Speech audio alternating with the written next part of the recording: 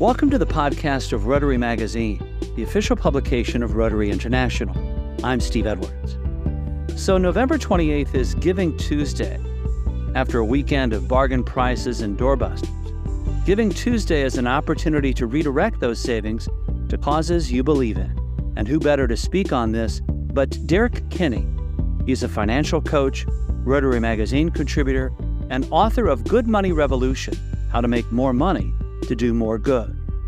For Derek, money is a tool to help others, plain and simple.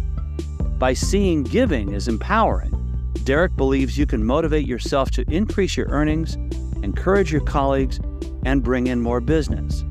But he says it all starts with reconstructing your mindset.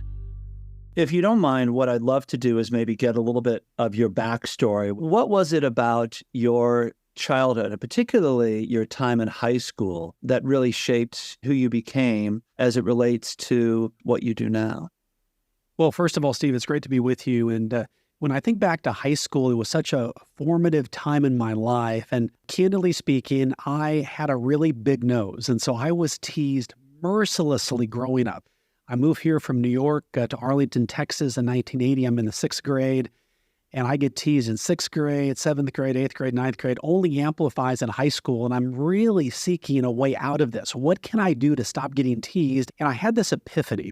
I was going to run for class office. So my junior year, I ran for student body president. And this idea occurred to me that this is a big high school. There's probably a couple thousand people in this high school. And basically, we're all a bunch of nobodies who really want to become a somebody. And there were a lot of sort of divisions in the school. There was the rock and roll crowd, the band crowd, the straight A crowd, all these different groups of people, and nobody really connected to each other. And this idea I had was, what if I went to the leaders of each of those groups and said, hey, I want to get a picture of you and me together, and I want to put it on a poster board where you and your group hangs out, and I want a quote from you endorsing me as student body president. Well, you would have been shocked. These people had never been asked this before. Nobody had ever included them. And suddenly now people were excited about, here's somebody trying to bring us all together. And at the end of the day, it was election day, and this crackle of the microphone came on, and they said, your new student body president is Derek Kinney. I was even talking about it now, fills me with emotion. But what I think about is, it wasn't me who won that day. It was all of us, because when you can make people feel valued and important and heard and understood, there's nothing you can't accomplish. And it was that quality that I think helped me go on to be successful in business by making others feel important. As Zig Ziglar famously said, when you help others get what they want, then you can get what you want. It's a powerful story that you tell. It might lead some to conclude that you were destined for a life in politics. And instead, you've spent your life helping others both accumulate and invest and think about how to spend their money as a financial advisor. What was it ultimately that steered you in the path toward thinking about money as a prism to which help people not only actualize their own futures, but also ultimately to help others and bring people together? I grew up in a very middle-class family. My dad was a metallurgical engineer. My mom worked part-time to pay the bills. But my dad was always getting close to looking at risk, but would always walk back. He always talked about wanting to do more, but he couldn't quite get himself there. And I realized I didn't want to do that. At my full-time job, I reached this crossroads. It was the crossroads of, do I want to stay in a job where I'm dependent on someone else telling me my value in the form of a yearly raise every year if I got that? Or would I bet on myself and say, I don't know what the path holds, but I'm young enough to put all the chips on Derek and give the wheel a spin and see where this led? And so that's what I decided to do. Is while working full-time, I went back, got all of my licenses, became a financial advisor. I realized there weren't many people helping people like my parents. They were struggling financially, didn't have a plan for the future, didn't know when they could retire. I just thought that was wrong. And I wanted to make it my mission to help people like my parents have a plan that was crafted for them, that they could look forward to, that they could know how much money would it take for them to be on the floor chasing their grandkids all day, or on the beach with their friends and not having to worry about, do I have to go back to work? And that's what motivated me to really become a financial advisor. One of the things that's central to your book, The Good Money Revolution, is this idea around attitudes, and that we have to fundamentally reshape the way we think about money and our attitude toward it, our relationship toward it. What do you mean by that? Let me tell you a quick story, Steve. So I was in my office as an advisor many years ago on a Saturday morning. I could see my voicemail light blinking. So I pressed the button, and to my shock was this woman's voice in a panic.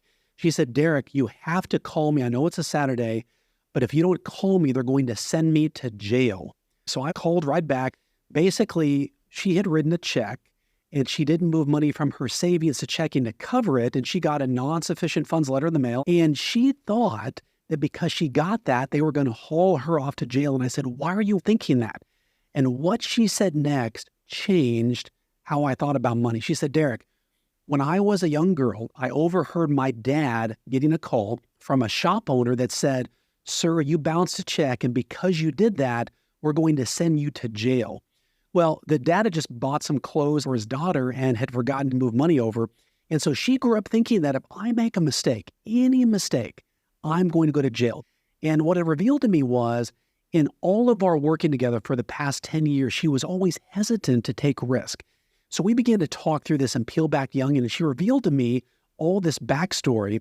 And here's what happened, this transformative process. Within 6 months, she had gotten a $20,000 raise, gotten promoted, and began finally listening to my investment advice. We had to erase it and basically start a new money script for her. And when we did that, it completely changed her life. So what I want to do is help people with this book, Good Money Revolution, and even with the clients I worked with, tell me your feelings about money, because money is a big part of our lives. And if people feel like they're less than with their money, odds are they're going to be less than in their life. We want them to have the maximum fulfillment that they can have, and money plays such a huge, huge part of that. So what do you mean exactly by the title of your book, Good Money Revolution? What I want people to think about is, if I just make money to pad my bank account or fill up my investments, that leads to a life that's not really filled with meaning and purpose. It's sort of a drug. You take it for a bit, but then you need more to give you that high feeling, if you will. And what I wanted to do was say, look, let's empower people that money can be used as good, and don't ask the question, how can I make more money? Ask this question, how can I do more good? And how can I make more money to then do more good? And what that does is it leads from success to true significance, where now for people that Friday, they were counting the hours until 5 o'clock. Now they can't wait till Monday at 8 because they know they're working for a purpose, not just to build something or grow something. Now the more money they make, they're actually making a difference in a cause that they care deeply about. And it's revolutionary in the sense that it has caused so many business owners around the country, many of which are Rotarians, to say, here's how I can look at my business in a fresh way. It's not just about profits, but how can I connect profits to purpose? And that leads to more meaning than I've ever experienced in my life. It relates to this concept, generosity, purpose, that you talk about in the book. Elaborate more on what you mean by that. So I want to keep it super practical. Let's say someone listening right now is really wrestling with, why am I going into work? What am I doing? What's my real purpose here? And what I want to propose to people is to think about a cause that you care deeply about. When I stop at a stoplight, I see homeless people, or I see people in my community who are hungry, or I go to the ocean and I see trash and debris and it bothers me. And you say, what can I do? And you've always rejected the thought of what to do because you feel like there's not enough that I have to make an impact. And what I would tell people is your generosity purpose is no longer using the motivation of, I just want to have 1 comma or 2 commas or multiple commas in my bank accounts and investment accounts. I want to use that money for good. So when my head hits the pillow at night, I've added value to people's lives. I've created great products and services, but also I've helped make a dent in the causes I care about. But what are some of the questions that you invite people to think about as they're trying to unlock that sense of doing more good? What are the things we should be thinking? Yeah. So let me give you an example. So I had a gentleman named Dave come into my office. I said, Dave, I can tell something is wrong what is it? And he said, Derek, I don't feel a sense of joy in the office anymore. And for some reason, the words just shot out of my mouth. And I said, Dave, is there a cause that you care deeply about? And I could tell his eyes got as big as saucers. So he begins to tell me a story. He says, Derek, a couple years ago, I took my family on a trip overseas, and this particular village they went to, he remembered the guide talking about how impoverished economically this village was. And he said, if only we had a school building here, it could change the entire population. And he remembered exchanging a glance with his wife as if to say, wouldn't it be cool to fund that school? Well, they got back to the States, life got busy, back in the business, family, etc. But my question brought this back. And I said, Dave, what if you set a goal to increase your sales by, say, 20% over the next year, and you took half of that increase and used it to fund that school? Well, he sat back, and you could just see his mind began to crank with ideas. We began to talk the next half hour. How could he do that? And how could he let his clients know and his team know? He went back and on his website mocked up a picture of what this school could look like. And he let all of his customers know that, hey, by working with us, a portion of all of our profits are going to go to help fund this school. Well, what happened was something not even I could predict. His customers got remotivated. It was like a moat around his business, because now when I work with Dave, I'm helping make other people's lives better buying this school and building this school. His team got remotivated because they had a job with a purpose. But the biggest winner of all was Dave. Dave found himself suddenly remotivated. And it wasn't just to provide a great product or service, which he liked. He achieved his 20% goal in 6 months, partly because now it was a question of how much money can I make, not for selfish reasons, but to do the good that he wanted to do. What is it about us as people that find deeper connection when we think beyond our own immediate interests? When people watch television commercials, let's say it's a regular car commercial or it's for a new computer, and your mind registers, okay, that's kind of cool. But when you then see an ad where, let's say, when you purchase this car, a percentage goes to support the U.S. Olympic team or to help provide clean oceans or to help clean the air or to help alleviate hunger. Well, there's this chemical in our brain that's similar to the same emotion you feel as though you're looking into the eyes of someone you love. I mean, what a beautiful emotion that is, but it just shows how we're made as humans, that we have this innate desire to be part of something bigger. And we know that more and more teams, especially employees, are tired of just the job of pushing the paper and clocking in at 9, leaving at 5. There's no purpose or meaning. And so when they feel like they're part of something bigger, it, like I said, engages them, but also protects your quality team from other competitors that may try to take them from you. How does the Rotary Foundation fit within your concept of a generosity purpose? So I became a Rotarian in 1999, and it was a neighbor who actually was an attorney who I had done some work with that said, Derek, I'd like to introduce you to Rotary. Well, I didn't know much about it then, and I thought I knew what it was, just a networking group. Once I began to serve on a project, we were doing a project that involved donating an ambulance to another club in Mexico, and I helped coordinate a large part of that. And the feeling you got and the emotions you felt, knowing that the work I'm doing is going to make a tangible difference in people's lives.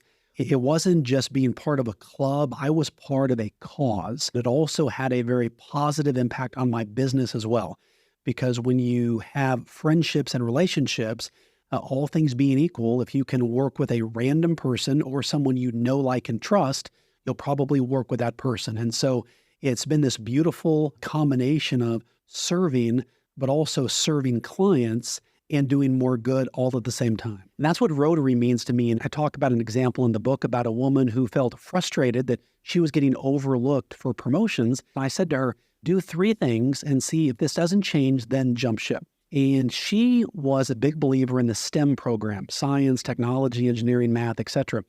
And so she wanted to fund a scholarship at her local school. She was the administrative assistant. So she was in charge of supplies, in charge of scheduling. And I said, in your job right now, A, how could you help the company save money? So we came up with a game plan of all the supplies she ordered. What if she said, hey, every $1 I save you, why don't you give me 10 cents? And so the company would be making 90 cents, and giving her 10 cents. I said, okay, let's write that idea down. I said, what else could you do? And what if the boss incentivized every employee to say, if you bring a referral in that leads to sales, we're going to give you a pretty healthy incentive. Well, she went armed into her boss with those two ideas.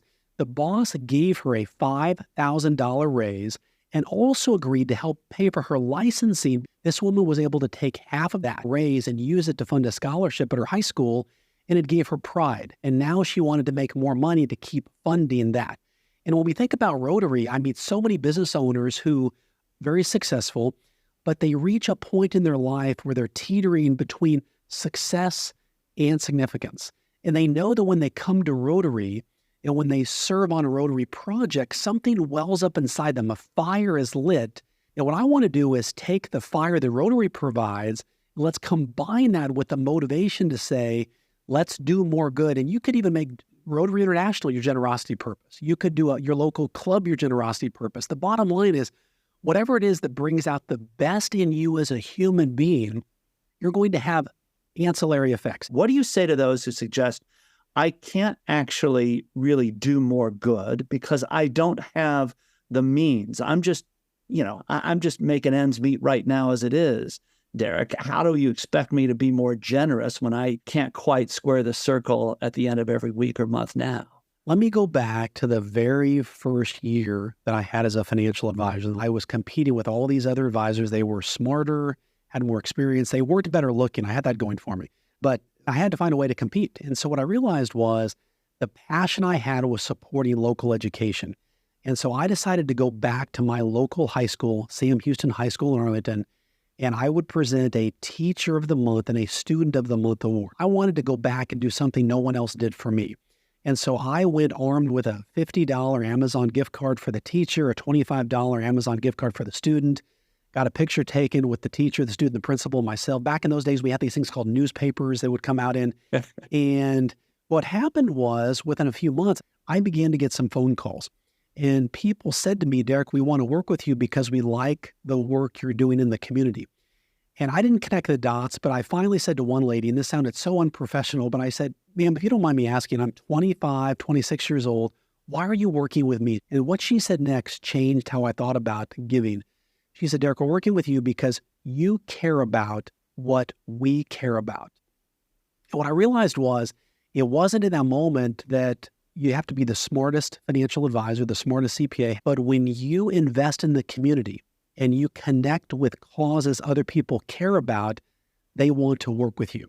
And so what I would tell you is, someone listening right now, whether you're working for a company, you have your own company, you feel like you're barely making ends meet, don't think that the generosity purpose is, I've got to have $1,000, $10,000, $1 million, because without that, I really can't do anything.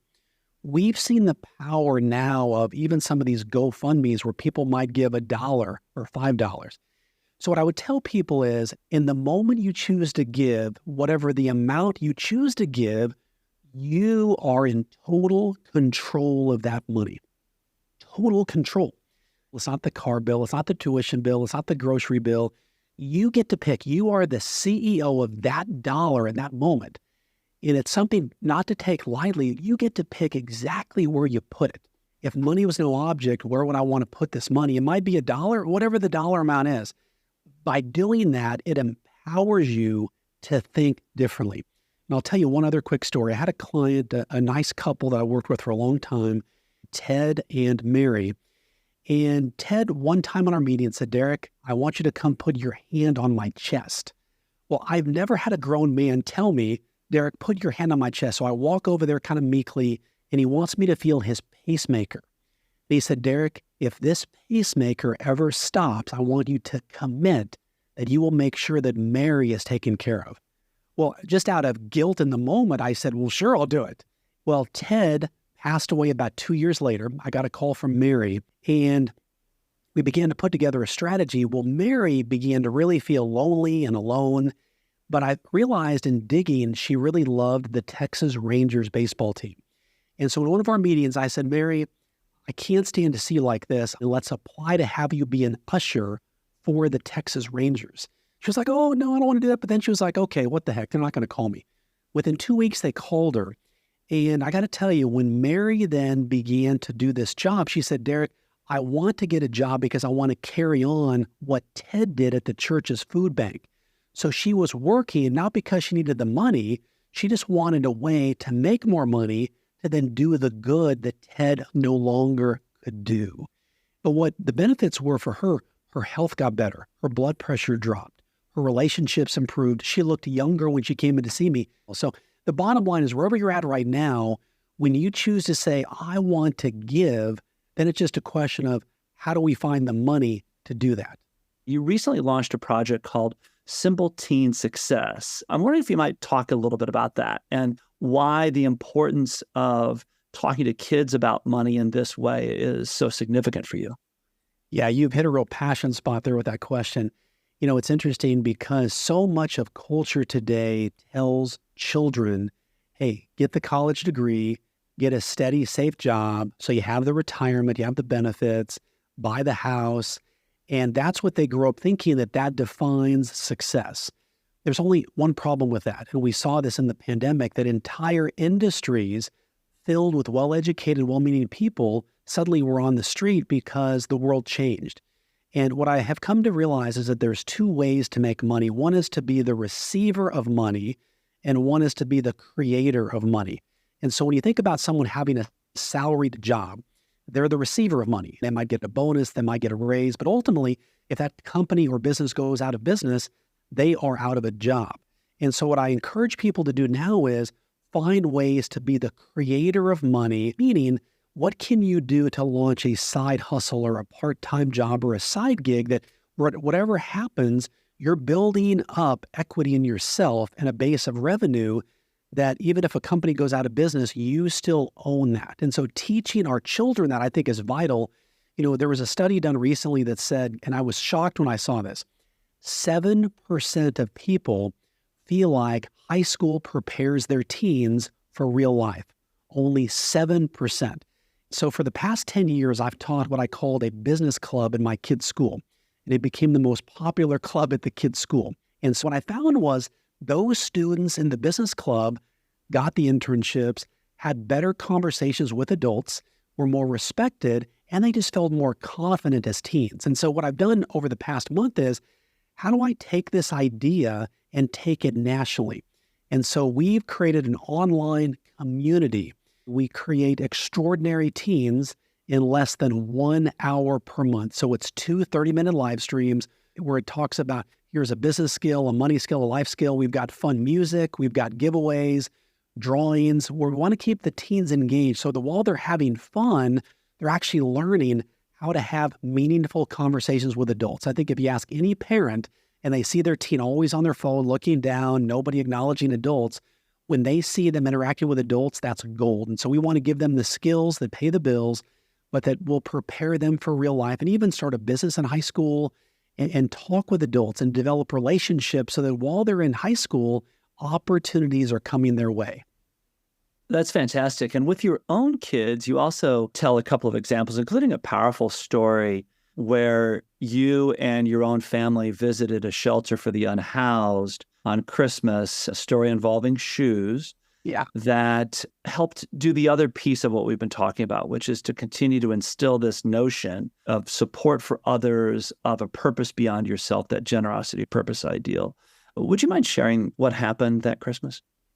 Well, Steve, you have the ability to create quite a bit of emotions in me as you're asking these questions. And this is a haunted house that allows this particular ministry to use their parking lot on Christmas Day. And so we're about an hour into this, passing out shoes and helping people find their sizes and clothing and so forth. And out of the blue, a young man walks over with a little smile on his face and takes off his shoes. They were 9.5s because it was a popular size. And he walks off barefoot with a glow on his face like you couldn't script. And my kids saw that. And he was able to help make a homeless person very happy because they got some shoes that day. And then my daughter, when someone else was looking for shoes, another woman, she took her shoes off as well. And then my other daughter did the same thing. There happened to be a reporter of all things who saw this. And she walked up to my daughter and said, "Why did you do that? I saw what you did." And my daughter said, "I saw the look on that young man's face when he took his shoes off. I wanted to have that same joy." And so when you serve, and even I get a little bit choked up talking about it, when you see your kids embracing generosity and it becomes their own, that's the beauty of this, is when it becomes not just about the money or the accolades or who's watching me, but in that moment, my kids and this other young man made people's day by having a new pair of shoes. And that was a moment they got to live with. I mean, they got gifts Christmas Day, but the gift they gave that day is a story that we still tell year after year. You know, it brings to mind a quote that you include in the book, often attributed to Ralph Waldo Emerson, although the origins likely come from Bessie Stanley. And the quote is this: "To laugh often and much, to win the respect of intelligent people and the affection of children, to earn the appreciation of honest critics and endure the betrayal of false friends, to appreciate beauty, to find the best in others, to leave the world a bit better, whether by a healthy child, a garden patch, or redeemed social condition. To know even one life has breathed easier because you have lived. This is to have succeeded." That seems to describe what you just mentioned and your whole philosophy.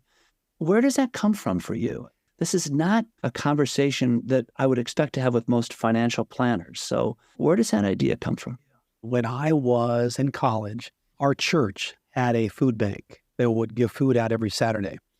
And what I would do is I would take some cash and put that into an envelope. And I remember I'm right-handed, but to make sure it stayed anonymous, I would write it with my left hand to make sure that nobody else could tell it was my handwriting. And I just had this feeling inside of, I have this ability to go make money, but not everybody does. And so I want to share this. And the more that I did, the more it became a belief that I can go make more money by adding value to people's lives or starting something different. It was just sort of a wiring that I had. But then it became part of how I did business. And what I didn't know was that a lot of people give money, but they give it in secret. And there's nothing wrong with that. And that's how I was brought up. But what I realized was accidentally that when I was recognizing these teachers and students, and it would get put in the paper as a way to give recognition to those teachers and students, it then created me to be a friend of the community, which then enabled people to say, well, of all the advisors, I'm going to work with Derek because he cares about the community. And so what I would ask all of you listening, whatever you do and whatever your role is in Rotary, and by the way, if you're listening to this and not in Rotary, shame on you because you need to be in Rotary, but ask yourself, what can you do to give back?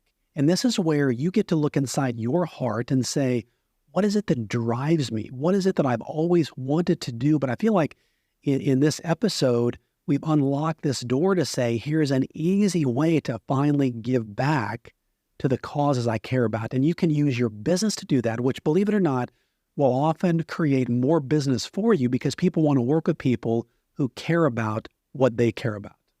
Derek, how can listeners get involved in the Good Money Revolution? Well, the first thing to do is, obviously, you're welcome to buy the book at Amazon, wherever you like to buy books, Good Money Revolution. But what I would suggest people do is think about what is a cause that they care deeply about. And let's even say that as they listen to this, they may think, Derek, my finances are in such disarray.